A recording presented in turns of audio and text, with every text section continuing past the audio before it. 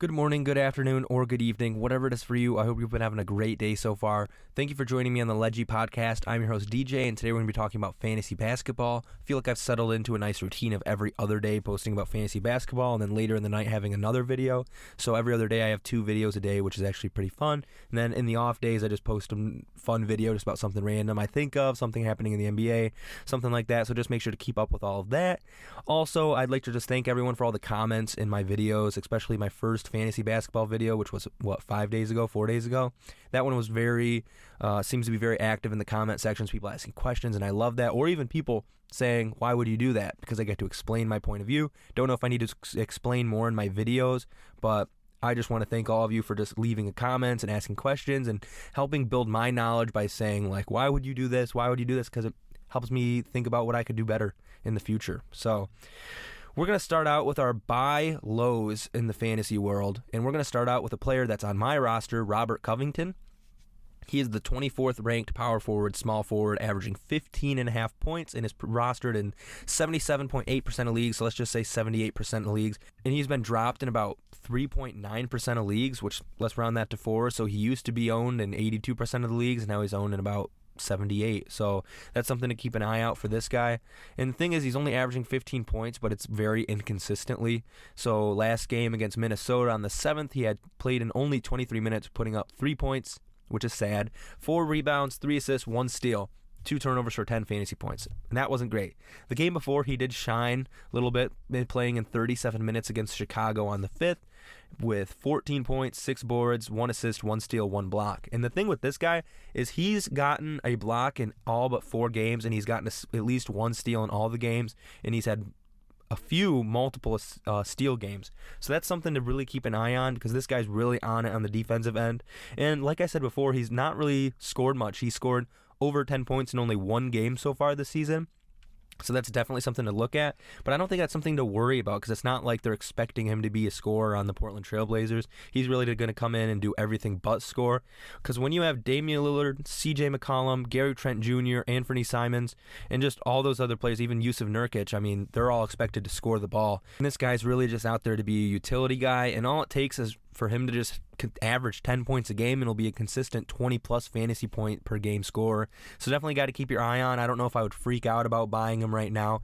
Definitely see if his value can go up just a little bit, maybe, and then try to swipe him for a little bit lower than you could. But if he gets at least 10 points a game and starts averaging that, I don't think you're going to be able to pry him off of whoever's team for at least a decent price. Moving on to number 2 on the list is DeMarcus Cousins. This is a very interesting one because he's also on my team, and I'm not just doing this so people in my league will buy my players low, because that would be bad for me. So maybe I should stop putting my players on here, but he is the 50th ranked center, averaging 14.4 fantasy points a game, rostered in 52% of leagues. And that's not a lot of leagues compared to a few years ago when people considered him the best big man in the game. And I think he's been very solid for the minutes he's played in Hugh so far behind Wood. You can see last game he only played 17 minutes, and then before that 23, then 3 minutes, then 11 minutes, and 14. And I'm pretty sure that game against Dallas when he played 3 minutes was when he got ejected and got tossed out of the game, which is classic Boogie Cousins. But you see he put up last game 15.5 fantasy points with 6 points, 5 boards, 4 assists, 1 steal. Game before that, 31 fantasy points with 9 points, 14 rebounds, 1 assist, 2 steals, 4 blocks, 1 turnover for 31 fantasy points in 23 minutes. And that's definitely something you can expect from this guy going forward if he does get above that 20-minute mark more consistently.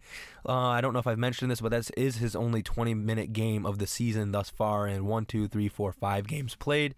And I know he is expecting to have a comeback season because he wants to get a big contract, I'm assuming, next year. And he's been playing a great role behind Christian Wood. And I don't know if the Rockets are doing this. I haven't watched much of their basketball, but I think they're starting Wood at the 5. They could easily have some lineups with Wood at the 4 and then Cousins at the 5. That would be a great lineup for them. But this is definitely a guy to keep your eye on and maybe try to buy low, because if he gets above that 20-minute mark, I don't think you're going to be able to get him for pretty cheap anymore. Next up is a player that's on my commissioner's team is George Hill. He's the 41st ranked point guard shooting guard, averaging 18 points and rostered in only 18% of leagues, which is pretty interesting. You see Boogie Cousins and Robert Covington are owned about like 50 to 70% more than George Hill, and this guy has been way more consistent than either of them. And I say that as last game he only put up 10 fantasy points, which is kind of a dud, but he does play those consistent minutes. He played 28 minutes, then 27, 21, 28, 24, sat out a game, 25, 24. So he's going to be a guy that's probably going to have some good games.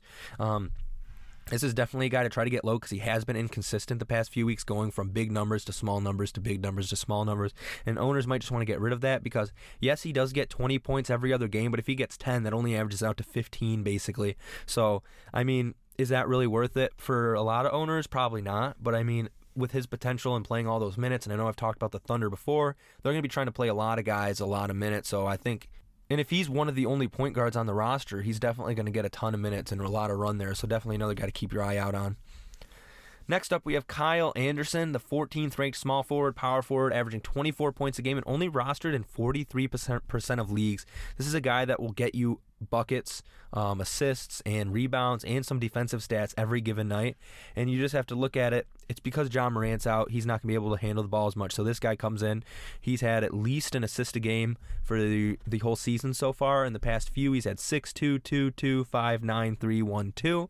You look at his fantasy points, it's 21, 17, 16, 16, 43.5, 16, 30.5, 41. So I bet you he probably got picked up when he scored 41, then he scored 30, then 16, then he scored another 43.5. He's probably been owned since then. But since then, 16, 16, 17, 21, that's good, but I definitely think his value is worth more than that. So I think you could easily try to pick this guy off for pretty cheap.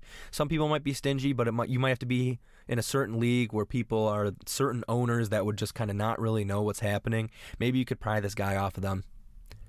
Last but not least on this list is Josh Richardson. He has not been great so far. He's the 30th ranked small forward, power forward, but he's averaged 16.5 points, and he's rostered in 70% of leagues. Some of these percentage rostered statistics are kind of confusing to me just because it just seems like some of these players are rostered way more just because of their name, and this comes to mind as one of those players because the past 5 games he's been pretty awful with 5.5 fantasy points, 14, 17, 14, 14.5, and I think he's only kept on a team just because his first 3 games of 17.5, 23, 26.5, and I don't know. This might be a guy you can get pretty low just because of his recent outings. Haven't been great, and he's been playing a ton of minutes, so he has the outlook to be able to score a ton of points. He has the outlook to be able to get a bunch of steals because this is a defensive-minded player.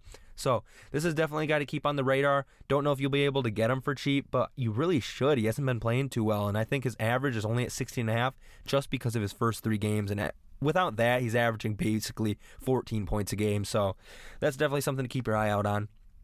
And now we're going to move on to the waiver wire ads, and this is a guy I added yesterday after I found out the 76ers roster basically has no one available to play, is Tyrese Maxey. He is the 51st ranked shooting guard, point guard, averaging about 10 points a game, rostered in 1.8% of leagues. This is a guy to look at because last game he put up 23.5 fantasy points in 21 minutes. He scored 16 points, 3 boards, 2 assists, 1 steal, 1 block. And with Curry out for at least 2 weeks, I would say, this is a guy you're going to want to pick up because they're going to be giving him a lot of run. For that, he's been playing 11 minutes, 21 minutes, 18 minutes, 21 minutes, 8, 22, 9, 11. So it's pretty sporadic, but I think just due to some injuries and the quarantines that he's going to be able to net some of these big minutes and be able to get from 20 to 30 minutes a night, be able to be a consistent scorer. So definitely look out for him. Next up, we have Taco Fall. I never thought I would be mentioning this guy on here. I don't know why, but a lot of these teams are having a lot of people having to quarantine. So with Robert Williams III and Tristan Thompson having to quarantine, this is the next center up behind Tice. He played 19 minutes, which is a lot for this guy. He scored 16.5 fantasy points with 3 blocks, 8 rebounds, 4 points. And I did see a video early of him blocking Russell Westbrook on a dunk attempt, which was actually pretty funny. So this is a guy that you could probably pick up. He'd probably be good for you for a week. Then you could probably just drop him right back. But he could get you some good minutes, get you some good blocks and rebounds. So it's definitely a guy to look at. Third on this list is Ben McLemore. He's only played 1 game so far this season, and he played 16 minutes with 15 points, 3 rebounds, 2 assists, 1 steal, 1 turnover for 21.5 fantasy points. And if this is anything to say for how he can play for the rest of the season, definitely pick him up. He's only rostered in 0.2% of leagues. He's averaging 21.5 because he's only played 1 game. But this is definitely a guy to look at, especially if James Harden does get traded. This is definitely a guy that's going to get more minutes, so definitely keep an eye on him. He hasn't done much other than the 1 game, so this is one I just saw and was like, okay, if you have a roster spot open, pick him up, put him in your injured reserve. Definitely do that. Next is Royce O'Neal, who's been having a few solid games. I thought of putting him on the past couple videos, but this one just makes the most sense because last game he scored 41 fantasy points in 34 minutes. He had 18 points, 8 boards, 6 assists, 3 steals, 1 block, 1 turnover. He's only rostered in 8.1% of leagues, which is actually +6. So before recently, he was only rostered in 2% of leagues. This has been a staple for the Jazz for the past couple years as a 3-point scorer. I know last week they broke a 3-point record or something like that. I can't remember which one it was, but he did play 34 minutes, and he's been playing 34, 33, 25, 29, 34, 35, 34, 34, and 28 minutes. So definitely a guy to look at, especially because he's getting a bunch of those minutes, so he's destined to have some great games. And then lastly, we have Austin Rivers, and I think this guy is hilarious because there was a video going around the internet where he wouldn't hang out with his wife to go practice, and then the next night he scored 12 or something straight in the fourth quarter to ice out. I think it was Utah, was it? But the past few games, he's had 22.5, then 29.5 fantasy points, and he had 12 points, 5 rebounds, 6 assists, and then 23 points, 3 rebounds, 2 assists, 2 steals. And like I said, he's been playing 32, 32, 33, 17, 21 minutes. Actually, I don't think I mentioned that already. Either way, I've been mentioning it a lot, so it's kind of like just remembering if I said it for the last player or this player. But moving on. This is a player that's taking away minutes from Elfrid Payton. So if you have Elfrid Payton, you might want to sell him high. That's going to be the only sell high I talk about today, just because I feel like selling high is only for certain people, and I feel like a lot of people, the chance of some people having a player that I say sell high is probably pretty low. So you can always ask me in the comments. I might actually do videos also with your comments and my reactions and my input on them. Maybe just make a short video instead of commenting on everything. That might make it a little bit easier for me. Let me know what you guys think in the comments, but that is all I have today, and I hope you really enjoyed the video. Thank you for joining me on the Ledgie podcast. I've been your host, DJ.